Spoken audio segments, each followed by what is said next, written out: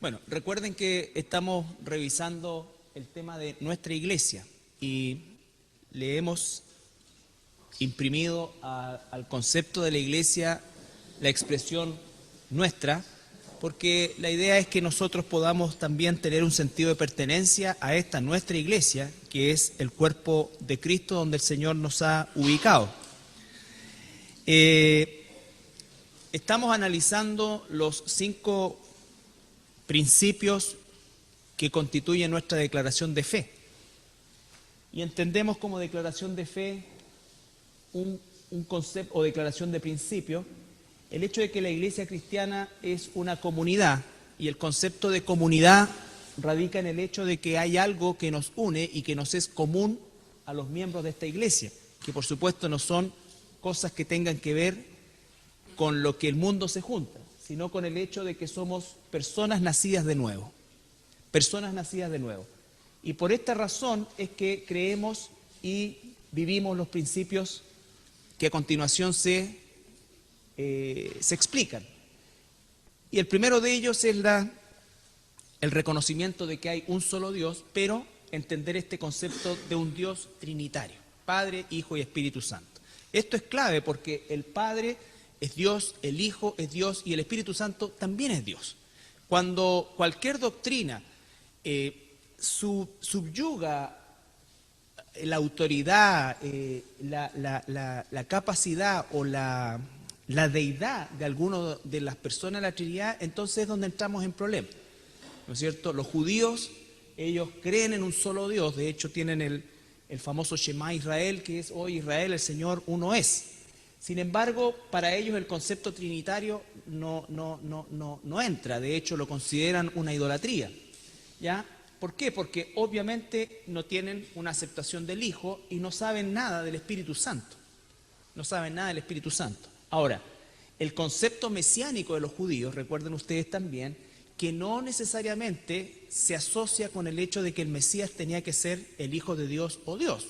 Ellos lo que esperaban en verdad era un libertador que podía venir y debía venir de la dinastía davídica, pero no necesariamente el Hijo de Dios. Ese concepto no está en ellos. Después tenemos otras sectas heréticas como, por ejemplo, los Testigos de Jehová, que ellos consideran al Padre Dios, pero al Hijo inferior, y al Espíritu Santo lo reducen a una especie de fuerza que opera con Dios. El catolicismo romano, aunque reconoce el concepto trinitario, ninguno de los tres realmente tiene una importancia a nivel del concepto mariano, ¿ya? Entonces, todo esto es importante que nosotros lo vamos entendiendo.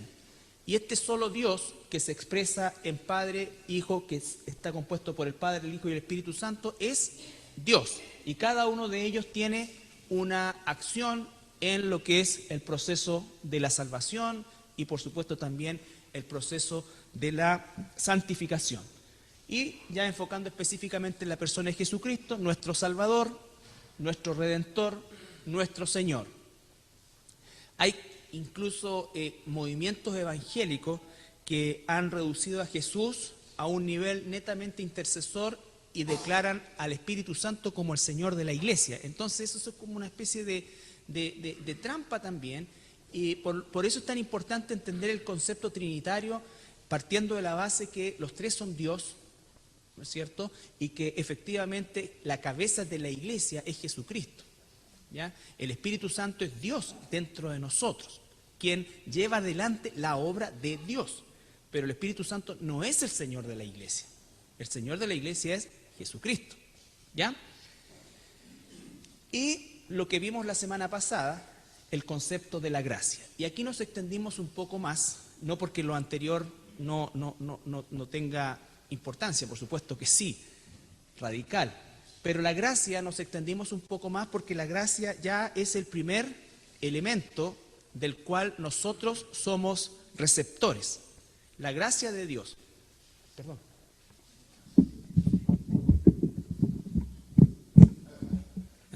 Ahí sí. Gracias. ¿Ya? Es que antes teníamos uno tipo Chayanne, pero se perdió. O sea, guardando las proporciones, un nene, ¿no?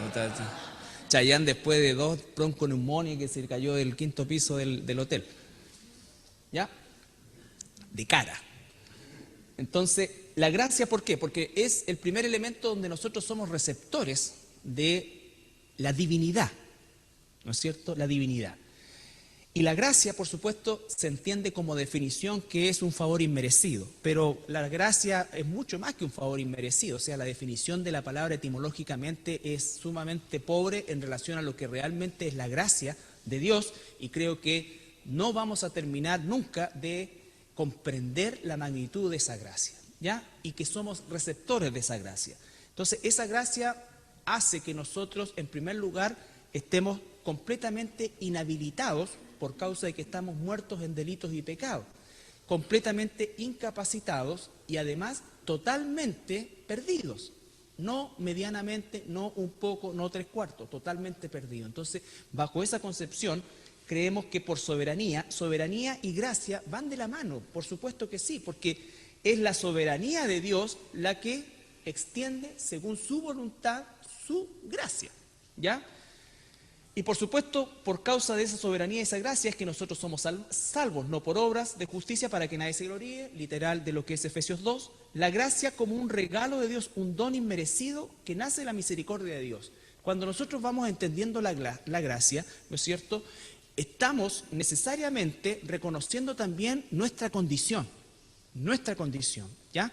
¿Por qué? Porque nosotros tendemos a, de alguna manera, a tener una idea y muchas veces nosotros aprendimos y no es un juicio sobre las intenciones, simplemente es una realidad que a veces te dicen, bueno, yo ya te prediqué el evangelio, ahora la pelota está en tu cancha, entonces tú tienes que decidir y todo esto, y vamos a ver que efectivamente en términos evangelísticos usamos un vocabulario donde pareciera que la persona es la que toma la decisión, pero yo quiero que nosotros al ir recorriendo estos principios, entendamos la raíz y sepamos exactamente que la soberanía le pertenece a Dios, lo que no quita en absoluto la responsabilidad y el mandato que tenemos de predicar el evangelio.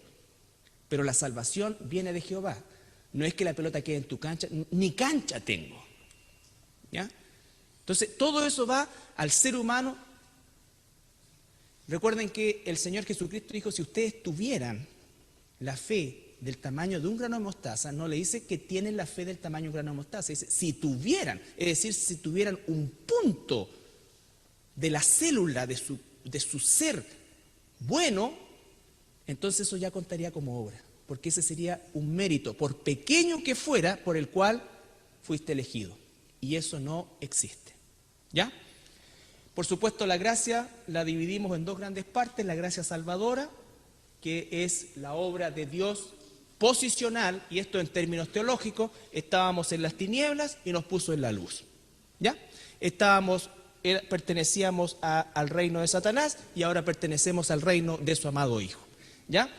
La gracia sustentadora también viene de Dios, el que comienza la obra, la termina y la sostiene en el tiempo, no la sostenemos nosotros. Si la sostuviéramos nosotros, entiendan y entendamos que la habríamos perdido hace rato, ¿ya?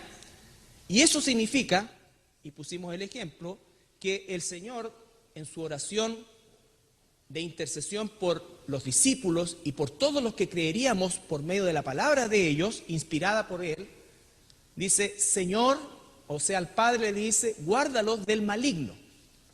El que nos guarda del maligno en este mundo es el Padre, por petición de Jesús. Jesús dijo, ¿acuerdan cuando resucitó a Lázaro? Yo sé que siempre me escucha. La oración de Jesús nunca vuelve vacía. La oración de Jesús nunca es inefectiva. La oración de Jesús siempre es respondida. Y Él le ruega al Padre que nos guarde del maligno. No nos guardamos nosotros mismos del maligno. ¿Cómo podríamos guardarnos del maligno? El maligno es un ser poderoso, inteligente, mucho más que cualquiera de nosotros, mucho más que todos nosotros, maquiavélicamente inteligente, sumamente poderoso. Por eso todas estas aberraciones de que lo atamos y acá y viven atándolo, esto que decía yo el día domingo, que a la gente de repente se molesta porque dice te estás burlando, y la respuesta es sí, porque es una estupidez. Es una estupidez. Y eso hay que tratarlo en crudo. Hay que cortarlo de raíz. Nosotros no tenemos poder para atar a Satanás. Somos guardados por el Padre.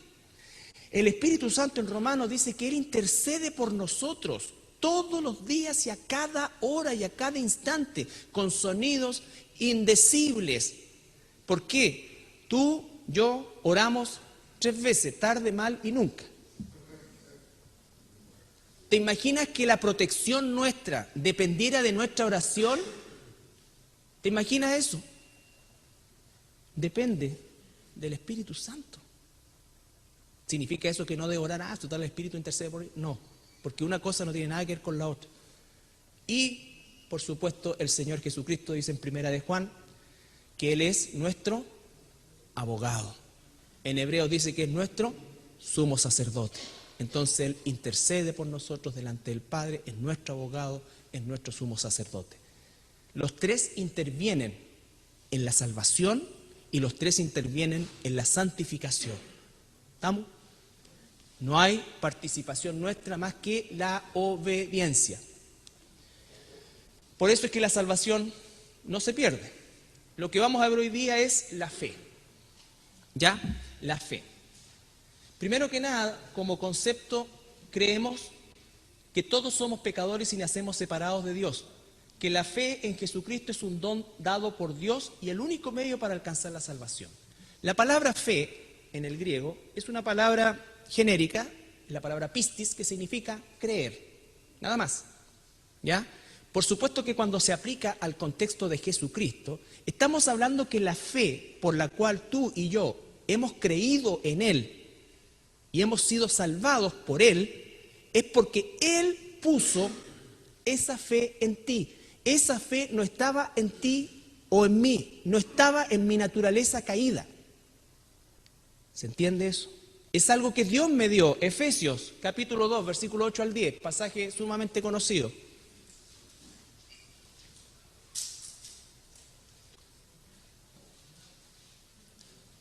Tenemos cambio en el equipo de locutores. Estamos haciendo pruebas. Porque por gracia sois salvos por medio de la fe, y esto no de vosotros, pues es don de Dios, no por obras para que nadie se gloríe, porque somos hechura suya, creados en Cristo Jesús, para buenas obras, las cuales Dios preparó de antemano para que anduviésemos en ella. Fíjense ustedes la absoluta soberanía de Dios. Por gracia somos salvos. ¿No es cierto? La salvación es un acto de la gracia de Dios, no por obras, ¿ya? Y por fe. Y esta fe dice que es un don de Dios. La gracia y la fe son un don de Dios. ¿Estamos?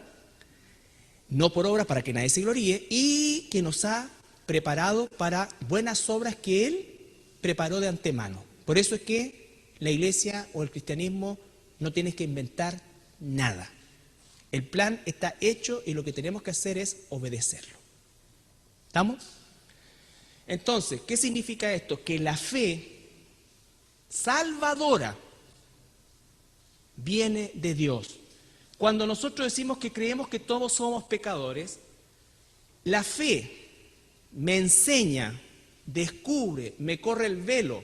No solamente que soy pecador como el mundo lo puede decir. Si le preguntas a cualquier persona, oye, ¿tú eres pecador? Y te va a decir, sí, soy pecador, por supuesto. ¿Quién no? Pero yo no he matado, no he robado, no he adulterado. Y tratará, ¿no es cierto?, de alguna manera de defender o minimizar esa condición. Pero cuando es la fe de Dios, la fe salvadora, ¿qué es lo que ocurre? Nosotros nos damos cuenta que tenemos una condición y que no podemos hacer nada para poder solucionar esa condición y que además estamos completamente caídos y perdidos y que necesitamos desesperadamente un Salvador. Esa fe no es de nuestra naturaleza humana, esa fe es puesta por Dios. ¿Se entiende?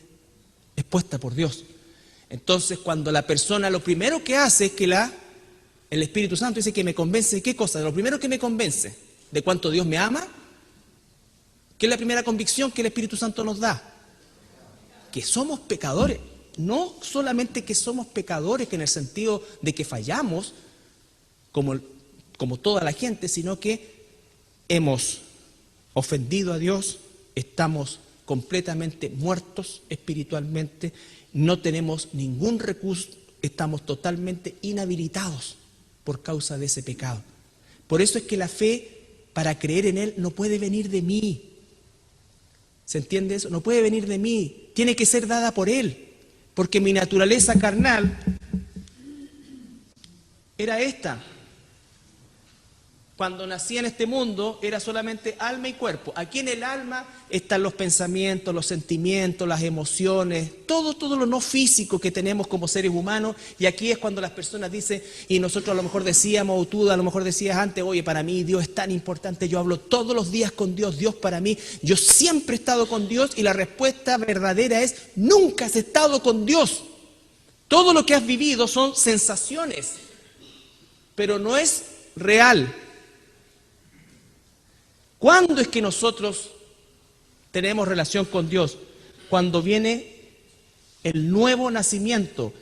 Y la santidad consiste en ¿qué cosa? No en que Dios mejora esto. Escuche, no que Dios mejora esto, sino que la nueva criatura tiene que aplastar esto, matarlo todos los días. Dios no nos mejora. El Espíritu Santo lo que quiere hacer es gobernar, ser llenos del Espíritu. Es eso, la nueva criatura que Dios ha puesto en nosotros, que es el Espíritu Santo. Y esa nueva criatura, eres un nuevo tú, nacido del Espíritu. Tiene que matar al antiguo tú y yo. No va a mejorar esto. El cuerpo glorificado va a reemplazar esto y vamos a hacer ahí perfecto. Pero esto es la verdadera lucha espiritual. Cuando la Biblia dice que el espíritu está contrito, es porque esta parte tiene aplastado al espíritu para arriba, en este caso. Y la llenura del espíritu es, ¿y cuántas veces tiene que ser eso? Todos los días, todos los días, todos los días, todos los días. Hermanos, hermanas. La santificación y el proceso de santificación, métetelo en la cabeza, es 95% rutina, monotonía, trabajo, trabajo, trabajo, trabajo. Quizás Dios te dará por ahí un 5% de emociones. Este pasaje me habló pero ese es el 5%. El 95% es rutina, trabajo, trabajo, trabajo. Supongamos que yo quiero, ¿no es cierto?, tener un estómago, digamos, decente para ponerme traje de baño en el verano. No hago 1, 2, 3, 4, 5, 6, listo, ya. ¿No es cierto? 1, 2, 3 veces en el día, 20. Y quizás, después de mucho esfuerzo, se consiga un abdomen como el que supuestamente uno cree. Estoy hablando en términos bien tontos, pero para que tú entiendas que... Ahora, ese esfuerzo, no sé por qué, cuando somos cristianos, creemos que estas cuestiones son mágicas, místicas. Por eso es que se ha reemplazado en la iglesia moderna, entre comillas moderna, ¿no es cierto?, se ha reemplazado el trabajo por actividades. Siempre hay actividades, siempre hay actividades. Y las actividades te emocionan y estamos y la planificación, después la actividad misma, después la evaluación y después la planificación para otra actividad. Esto es trabajo, trabajo, trabajo, trabajo. Duro trabajo. Pablo dice, castigo mi cuerpo todos los días. Porque esto odia la oración, odia la palabra, odia a Dios. Esto es todo lo contrario. Y ahí está la lucha espiritual. Cuando estábamos aquí no había lucha. Éramos esclavos del pecado, esclavos de Satanás. Ahora que somos libres en Cristo, tenemos esta lucha. Y la forma de batallar es por medio de lo que Dios nos ha dejado, las armas espirituales, que son para derribar fortalezas que se levantan aquí. ¿Ya? Entonces, la fe viene de Dios. No viene de nosotros, la fe salvífica. La fe salvífica. Y lo primero que hace el Espíritu Santo es convencernos de pecado. de pecado, pero no como el mundo, sino el pecado como lo ve Dios. 1 Corintios capítulo 2, versículos 6 y 7.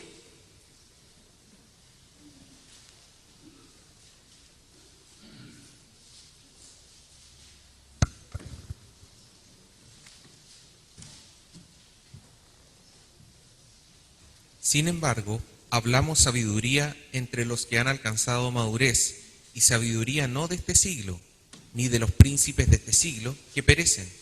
Mas hablamos sabiduría de Dios en misterio, la sabiduría oculta, la cual Dios predestinó antes de los siglos para nuestra gloria. Ya, no hablamos sabiduría de hombre, sino que sabiduría de Dios, ¿no es cierto? Ahora, 12:15 del mismo capítulo.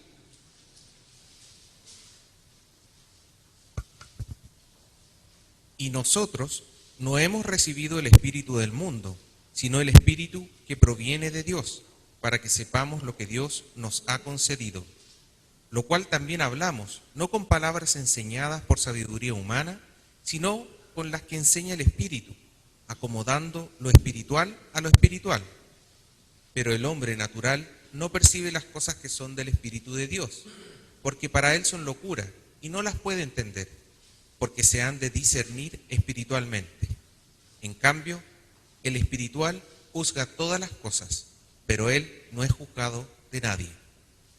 Ya, él discierne todas las cosas. ¿Por qué? Porque tiene la vista espiritual, tiene el discernimiento espiritual, ha nacido de nuevo y puede discernir y ver la obra de Satanás, ¿no es cierto? Pero Satanás no puede destruirlo.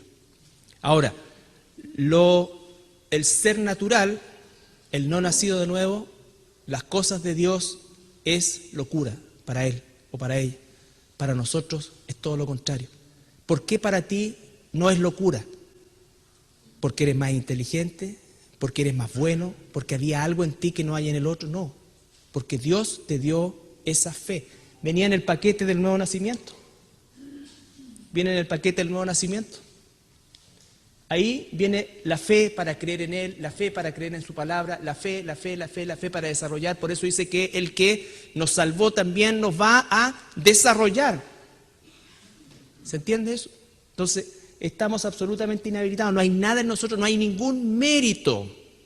No hay ningún mérito. Yo sé que esto suena muy mal a la luz del tipo de filosofía que vivimos el día de hoy, ¿no es cierto? Pero obviamente, cuando nosotros somos guiados por el Espíritu, aunque andamos en esto, ¿no es cierto?, producimos fruto espiritual. Dice también Romanos 5:1. Justificados pues por la fe, tenemos paz para con Dios por medio de nuestro Señor Jesucristo. Okay. Justificados pues por medio de la fe. Si la fe salvífica viniera de mí, significa que yo tengo las armas para autojustificarme. ¿Se entiende? Y eso es imposible. La fe me es dada.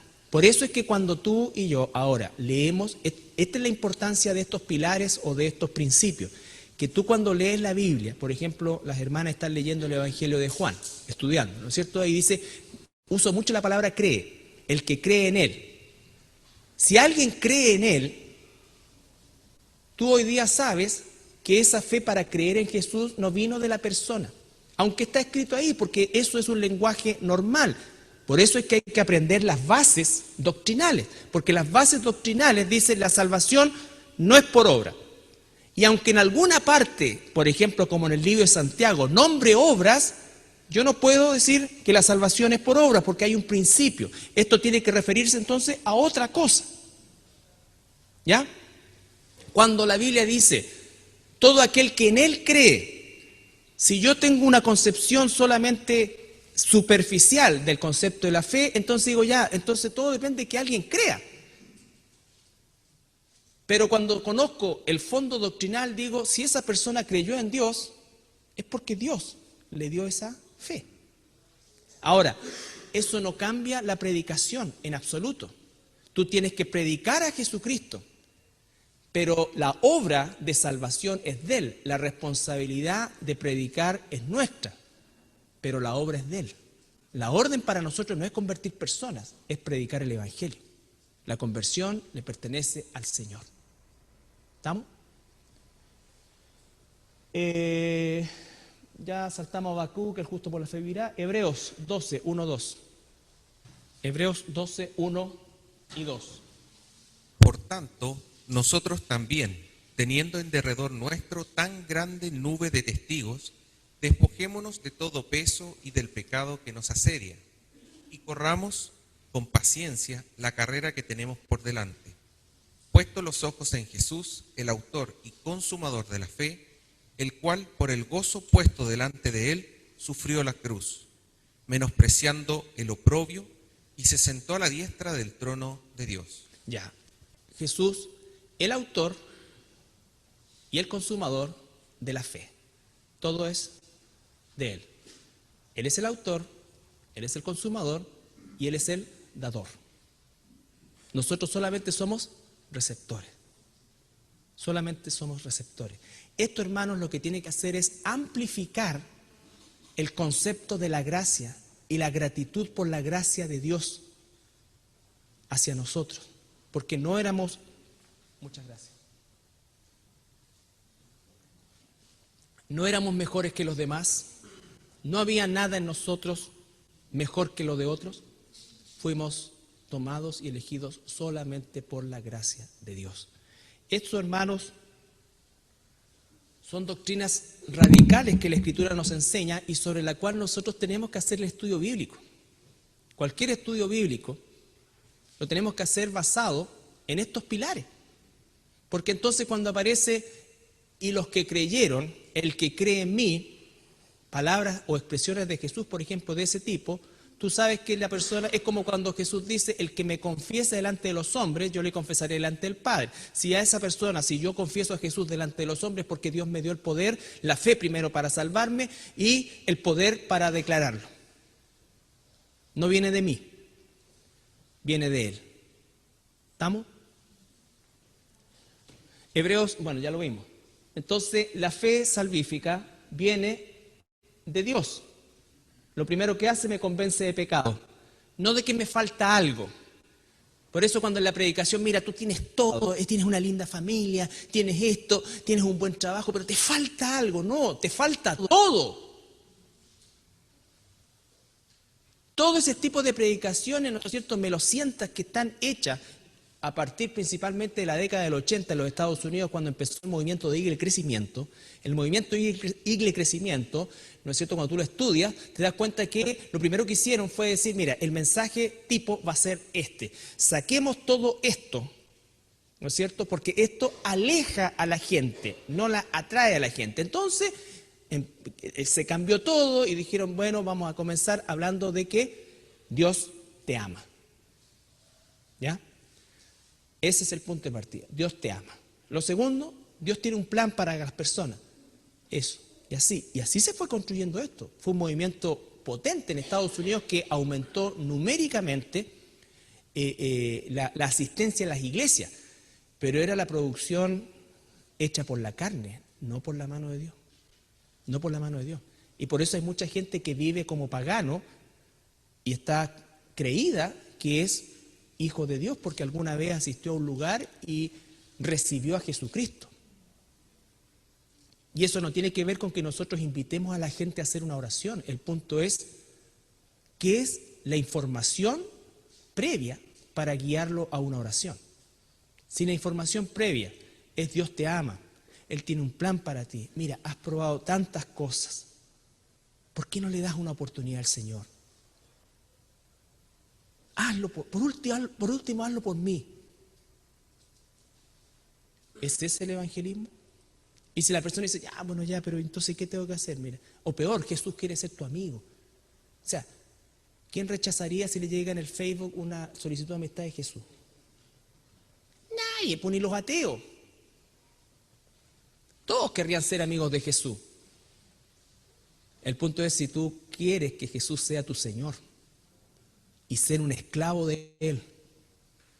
Y ser un esclavo de Él. En la antigüedad, cuando se escribió el Evangelio y cuando dice el que no toma su cruz y me sigue, lo que está diciendo es muerte.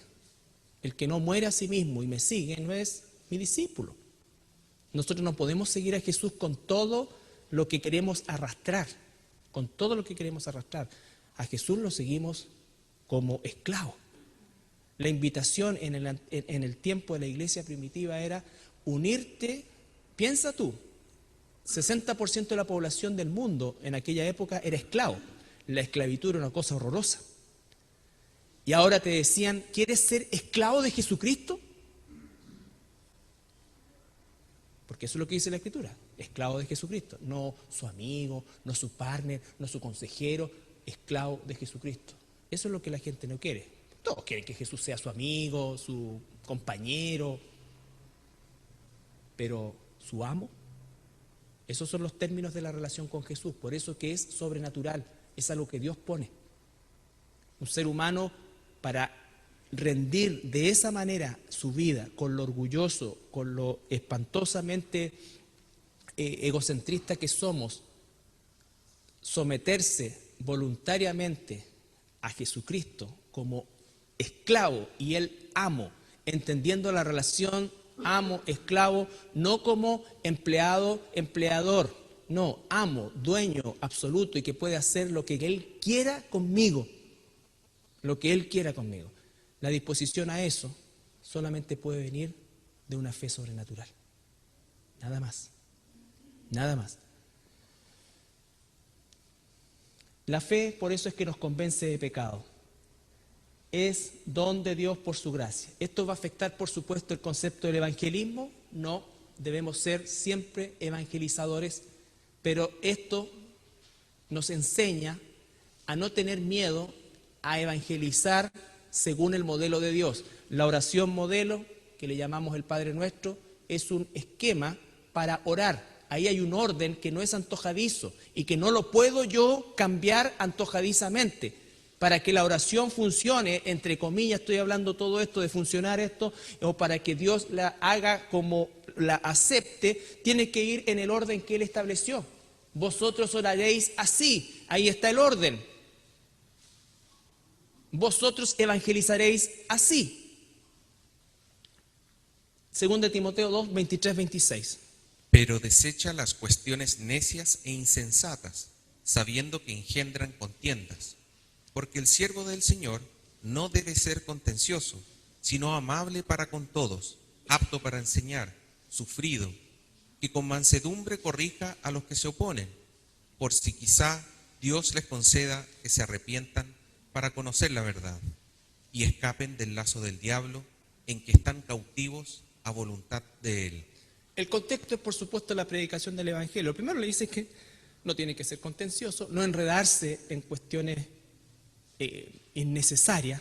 No significa ser simplista, significa que si tú a una persona de la nueva era le dices, oye, no sé, pues le predicas el arrepentimiento, todo esto, y la persona dice, sí, pero es que en realidad yo siento al Señor, a Dios en mi manera, en naturaleza, ¿no es cierto? Todo, yo miro alrededor y veo a Dios y Dios está dentro de mí, y todas esas cosas, y tú le dices, pero no es así, y le predica el Evangelio, la persona sigue con eso, entonces dice, tú no te metes en eso. Cuando la Biblia nos dice, por ejemplo, en el libro de Judas, en la carta de Judas, que contendamos ardientemente por la fe, se está refiriendo, no se olviden el contexto, a los lobos que se meten en la iglesia y que traen doctrina herética, que son los más peligrosos, aquellos que son parte muchas veces de una iglesia, porque los lobos están en contra de la doctrina, pero no necesariamente en contra de la iglesia. Entonces, a ese es el contexto de contender ardientemente. Pero acá estamos hablando de un inconverso. Estamos hablando de un inconverso, entonces no entramos en contienda. En contienda. Somos amables, dice, con amabilidad. ¿Y dónde está puesta la esperanza, según el apóstol Pablo? En la técnica con que lo hice, hay tratados enteros que hablan de qué cosa. Técnicas para evangelizar. Evangelismo explosivo. La rueda. Las 4 leyes espirituales. Esta cosa sí, todo eso. ¿Está hecho eso con mala fe? Por supuesto que no. Por supuesto que no. Pero ¿es eso verdaderamente lo que Dios llama evangelismo? La respuesta es no. Porque no está basado en un sistema, en un método. Mira, nosotros aplicamos en la iglesia, fíjate que aplicamos este sistema del pastor X que escribió este libro X, ¿no es cierto? Y nosotros antes éramos 150 y ahora ¿sabes qué? Somos como 300, más de 300. Esta cuestión resulta. ¿Han escuchado alguna vez cosas así? ¿Por qué? Porque se entiende, resulta, más número de personas. Hoy en Estados Unidos hay iglesias que hacen estos impactos y de repente tienen 5.000 personas en los patios gigantescos y todos están comiendo donas, tomando café, comiendo helado, pero a destajo, ¿no es cierto? ¿Y qué es lo que se les dice? Que tienen un puesto en la iglesia, que vengan a la iglesia, que Dios los ama, que esta cosa así. Y mucha gente va porque se siente bien ahí. Se siente bien, el inconverso se siente bien ahí, lo atienden bien, lo que escucha le gusta, le hace sentido común. Si yo más o menos soy igual, como alguna vez alguien me dice, sí, realmente a mí yo creo que es re poco lo que yo tengo que cambiar, porque según lo que está acá, calzo re bien. Está ahí clarito, le dije. Ya se los dije, el deseo nunca va a ser un deseo mío que entre un inconverso pagano por acá y se sienta a gusto aquí, no. No significa que vamos a ser desagradables ni descorteses, no. Pero que cuando se siente el mensaje que escuche, la música que escuche, la gente que ve, sea totalmente distinta a él y se siente incómodo. Y si el Espíritu Santo usa esa incomodidad para transformarlo. Pero no como se sienta como pez en el agua, porque eso significa que algo estamos haciendo mal. En vez de la iglesia ganar al mundo, el mundo gana a la iglesia. Entonces, todas las cosas las hacemos ¿para qué? Para que las personas se sientan atraídas. Y no ese es el punto. Vuelvo a insistir, no se trata de ser desagradable, descorteses, faltos de amor. No, al contrario. Y esta iglesia, nuestra iglesia en particular, ¿no es cierto?, siempre se ha caracterizado por ser una iglesia amorosa, de buena recepción y donde la persona que no conoce al Señor o que viene por primera vez difícilmente se sentirá incómoda por alguna acción que se le pida hacer. ¿Cuántas personas son nuevas el día de hoy? ¿Por qué no levantan la mano? ¿Por qué no pasas adelante? Vamos a orar por ti. No, nunca. Pero sí que lo que escuche le moleste, que lo confronte o la confronte. ¿Ya? Porque esto no es para ser mejor persona, esto es para matar a la persona que somos. ¿Te entiendes? Ese es el propósito, matar a la persona que somos. Entonces, por si quizás Dios les concede arrepentimiento y los saque del lazo del diablo. Eso le pertenece a Dios. A nosotros nos pertenece ¿qué cosa? El evangelizar. ¿Cuál es el modelo de la predicación? Primero el Señor Jesucristo, hay muchísimos pasajes que nos hablan de esto. El Señor Jesucristo, primero en Marcos 1, 14, 15.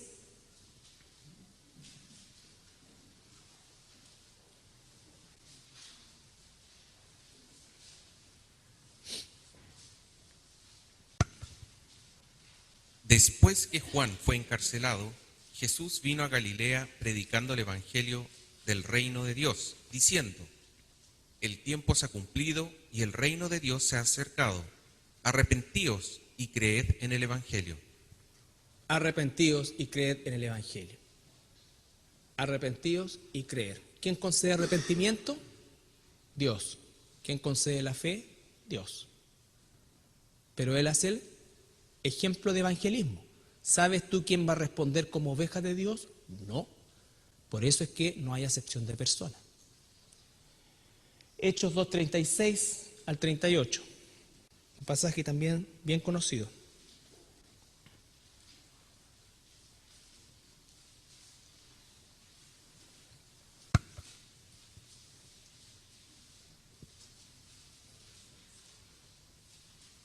Sepa pues ciertísimamente toda la casa de Israel que a este Jesús, a quien vosotros crucificasteis, Dios le ha hecho Señor y Cristo. Al oír esto, se compungieron de corazón y dijeron a Pedro y a los otros apóstoles: varones hermanos, ¿qué haremos? Pedro les dijo: arrepentíos y bautícese cada uno de vosotros en el nombre de Jesucristo para perdón de los pecados, y recibiréis el don del Espíritu Santo. Ahí está, ¿no es cierto? Pedro, ese es Hechos 2, ¿no es cierto? Todo el capítulo 2, lo que hace Pedro es una predicación a partir del Antiguo Testamento, no existía el Nuevo Testamento en ese entonces, a partir del Nuevo Testamento, una predicación donde les comprueba bíblicamente que Jesús es el Mesías. ¿No es cierto? ¿Se sintieron cómodos la gran mayoría de los judíos que estaban ahí? La respuesta es no. Esto les chocó. Pero el mensaje verdadero tocó a los que tenía que tocar. ¿Y esos qué hicieron? Se compungieron de corazón. No se sintieron cómodos y preguntaron, ¿qué tenemos que hacer? Nada. Dios ya lo hizo todo por ti. Él te ama. Ven a Cristo. Trae tus sueños. Saca al campeón que hay en ti. ¿Podemos hacer eso? Claro que sí, es re fácil hacer una parodia. Es re fácil hacer una parodia. Pero cuando le dice a alguien, arrepiéntete. ¿Y qué arrepentirme si yo me arrepiento de mi pecado? No, arrepentirte es, en primer lugar, reconocer que eres un pecador perdido, reconocer que vas camino al infierno, reconocer que no tienes nada bueno. Si no te ha llegado un charchazo a esa altura, significa que el Espíritu Santo está orando. Entonces, ¿por qué? Porque para poder reconocer eso, tiene que haber algo sobrenatural en mí, porque yo no creo nada de eso. Menos en una sociedad de la autoestima. Po. No le digáis al cabro que es feo, porque la autoestima. Aunque se parezca a Maguila, dile que es lindo. La autoestima, la autoestima, la autoestima, y el reino de la autoestima. Y me venía a decir que soy un pecador perdido, depravado. ¿Me cuenta? ¿Cómo suena? ¿Cómo es que alguien puede aceptar eso? Solo si Dios le ha concedido arrepentimiento. Ese es el primer acto sobrenatural de la conversión. Por eso es que el énfasis está puesto no en la respuesta, eso le pertenece a Dios. El énfasis está puesto en la rigurosidad del Evangelio. Arrepiéntanse, el reino de los cielos se ha acercado.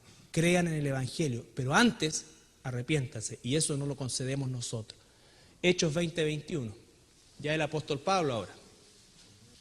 Testificando a judíos y a gentiles acerca del arrepentimiento para con Dios y de la fe en nuestro Señor Jesucristo. Arrepentimiento. El apóstol Pablo testificaba sobre el arrepentimiento. Ese es el punto de partida. Ese es el orden del Evangelio, el arrepentimiento, el llamado al arrepentimiento. Y eso es concedido por Dios. Eso es concedido por Dios. Eso significa que Dios le ha dado arrepentimiento y Él ha dado la fe, le ha dado todo lo que no tenemos.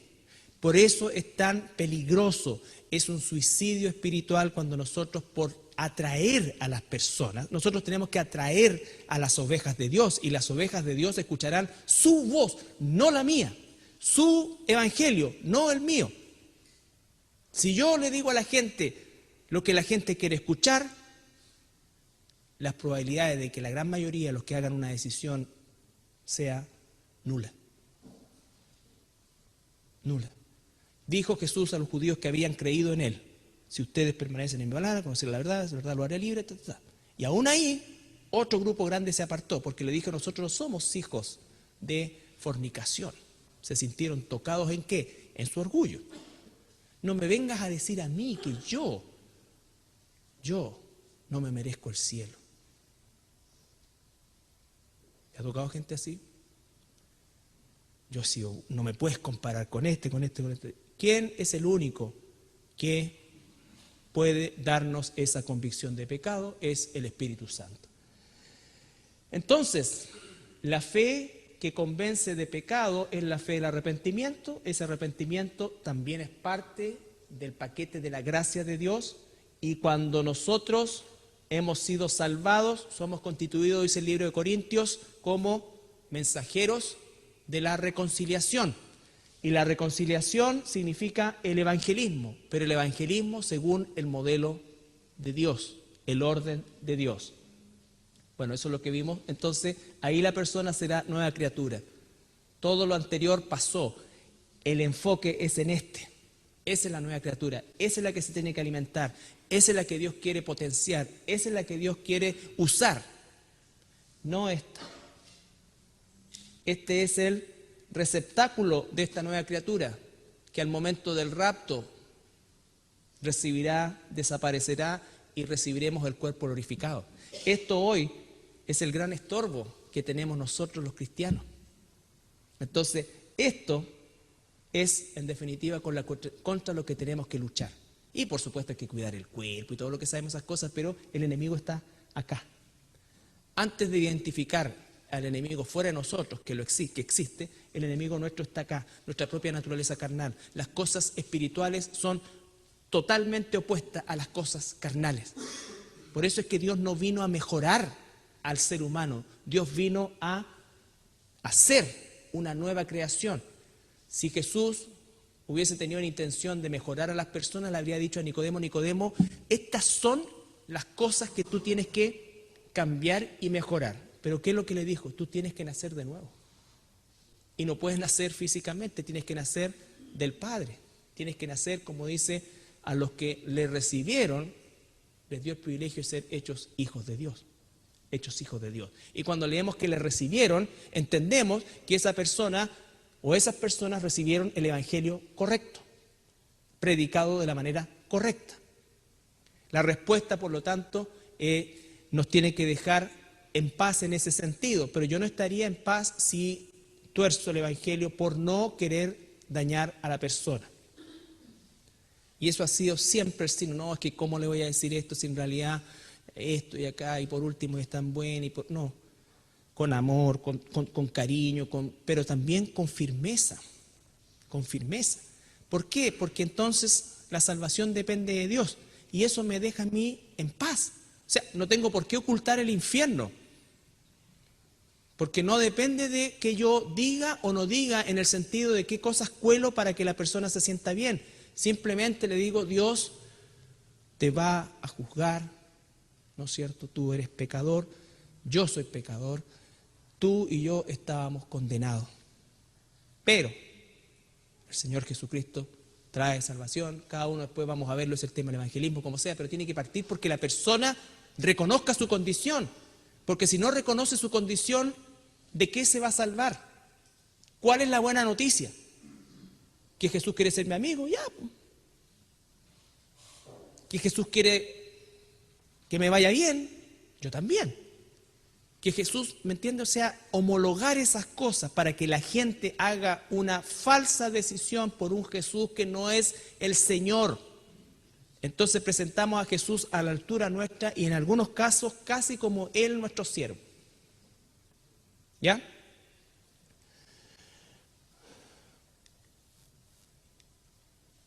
Entonces, la próxima semana vamos a ver que por esta fe nosotros creemos en la Escritura. Por esta fe creemos en la Escritura. La Escritura no creemos nosotros en la Escritura por un concepto intelectual, creemos en la Escritura por un concepto espiritual, no un concepto mental intelectual. Y por esta razón es que creemos la Escritura. Aunque la Escritura tiene cientos de antecedentes que la validan y la confirman como un libro veraz por toda la arqueología, por toda la información, por todo lo que existe, ¿no es cierto? Y por las veces que el mundo ha tratado de desacreditarla y siempre ha salido fortalecida, ¿ya?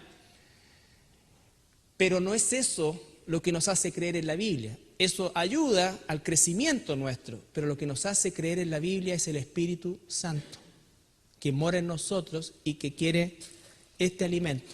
Mi naturaleza carnal no quiere este alimento, odia este alimento.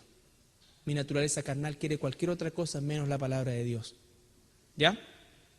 Y finalmente, 1 Juan 5, 3 al 4, que es: esta fe entonces vence al mundo, entendiendo el mundo no el planeta, sino el sistema. Jesús dijo: los dejo en el mundo, pero no para que vivan como el mundo. Ahora, ¿cómo ustedes van a poder resistir al mundo y avanzar en medio de un mundo que viene completamente en contra de ustedes? Por la fe. La fe sobrenatural, la fe dada por Él.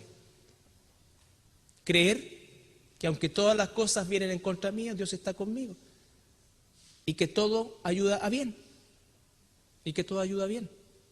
No solamente creo en Dios cuando las cosas van al parecer, porque nunca es un parecer nomás, porque nunca estamos nosotros nadando a favor de la corriente, ni la corriente nos da tregua. La corriente nunca nos da tregua. Siempre estamos en contra de la corriente, estamos en una batalla espiritual. Por la gracia de Dios, Dios tiene el control de esa batalla, si no estaríamos todos pulverizados. ¿Andresito? Pues este es el amor a Dios, que guardemos sus mandamientos, y sus mandamientos no son gravosos, porque todo lo que es nacido de Dios vence al mundo, y esta es la victoria que ha vencido al mundo, nuestra fe. Esta es la victoria que ha vencido al mundo, nuestra fe. Por eso es que no puede ser una fe natural, tiene que ser una fe sobrenatural, porque mi fe natural no vence al mundo, se acopla con el mundo. Por eso es que el mundo quiere y cree lo que quiere creer. Y en el mundo no hay problema, tú crees eso, yo creo esto, no importa, mientras no nos choquemos, no hay problema, creamos lo que queramos. Pero cuando llega al Señor no hay otro camino, no hay otra verdad, no hay otra vida, no hay otro evangelio. Y reclama una exclusividad absoluta, lo que significa que hace exclusión de todo lo demás. No hay nada más, no hay nada más que agregarle, no hay nada más que quitarle. Es una sola línea, es una sola línea que el Señor nos da. Y eso es posible gracias al Espíritu Santo, porque tú y yo creemos en la Biblia como creemos. Porque Dios nos convence y cada vez que entrenamos en la Biblia, ¿no es cierto?, más creemos. La fe viene por oír la palabra de Dios. No solamente para salvación, sino que por sobre todas las cosas para santificación. Y ese es un proceso de crecimiento en el que debemos estar todos nosotros envueltos.